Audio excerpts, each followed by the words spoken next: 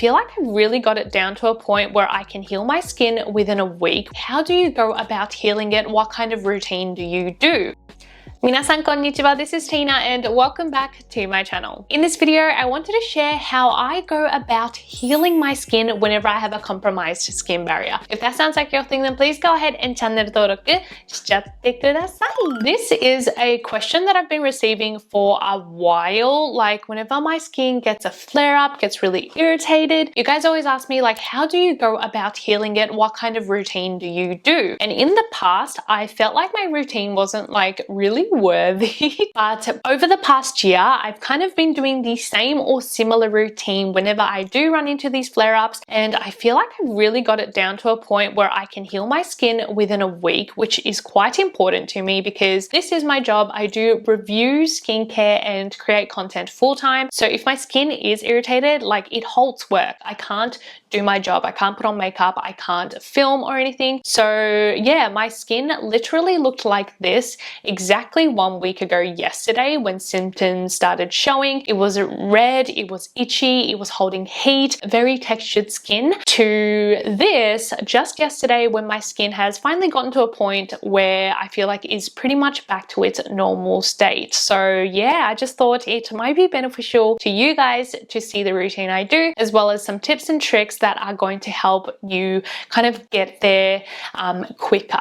So first things first, when do I do this routine? So whenever I talk about a kind of compromised skin barrier or damaged skin barrier, I'm not talking about minor irritation, because I think most of us do experience small and minor irritations pretty frequently. I know I do, but I'm talking more about a like full-blown reaction on your skin. For example, you have significant redness in your skin, it is itchy, it might be holding heat, and a lot of texture. Most recently, like the reaction 1 week ago, was an allergic reaction, and that's usually the case for me personally. I do have a known allergy to tamanu oil and high concentrations of snail mucin. This last time, I'm not 100% sure what I reacted to, which is a little bit scary, but as soon as it happened, I knew that I needed to change my routine because it was very similar to a reaction I had in the past. You can probably follow this routine even if it's not an allergic reaction, but you do have severe irritation or a broken skin barrier, as I said earlier. Although since I'm not a professional in any way, I am not advising anything to more severe skin reactions or skin conditions like dermatitis,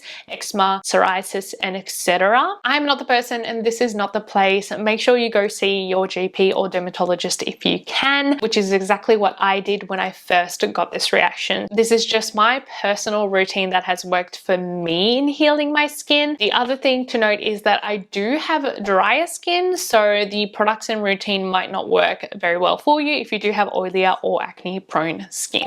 Before we get into the routine, I wanted to share some general tips and tricks that we should all be following whenever we do have that irritated, damaged skin barrier. Number one, strip down your routine to the absolute basics. By this, I mean like cleanser and moisturizer. That's pretty much all that you need. From the previous point, this might be obvious, but avoid any extra steps. So serums, special care like eye cream, spot treatment, sheet masks, wash off masks, as well as avoiding any stronger ingredients or actives. So your vitamin C's, retinoids, exfoliants, you don't need any of that, as well as possible irritants. So things like essential oils, alcohol, fragrance. Usually I'm fine with these things, but when my skin is in this fragile state, I will just use products that don't have any fragrance, alcohol, or the above. Also, if it is possible, avoid wearing SPF. This is not a advice I would usually give, obviously, but SPF can be an irritant for some people, and also the removal can take a little bit of extra effort compared to not wearing it. Luckily, I work from home, so I can obviously avoid the sun and not wear sunscreen. If I did need to go out, I wore a hat and covered as much as my skin as possible, so I didn't get any irritation from the UV too. If you are going to be in the sun, of course, I would recommend wearing SPF, but just go for a really, really gentle gentle one. Also avoid wearing makeup if you can. Again, it's very easy for me to do because I do work from home, but today is the first day in a week that I wore makeup because I just wanted to avoid any possible adding to the skin reaction. Also, I think this is pretty self-explanatory from all of the above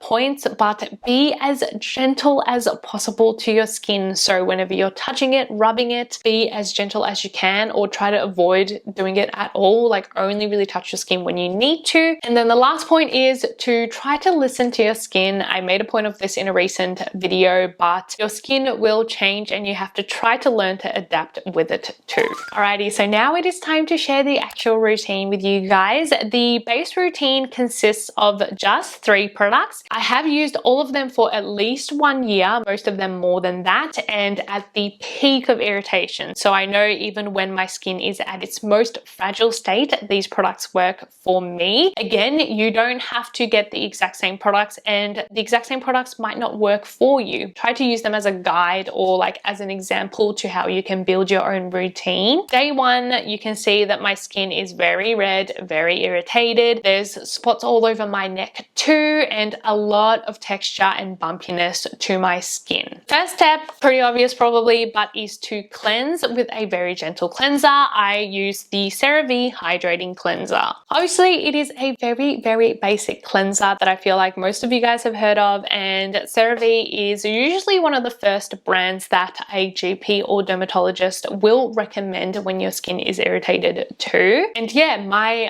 GP did recommend using CeraVe when I had my first reaction like years ago at this point. I do not necessarily like the user experience of this one, I'll be honest, so I don't use it on the daily, but I do have it tucked away in my collection in case of emergencies. So this one is a non-foaming cream-like cleanser, so this makes it more gentle and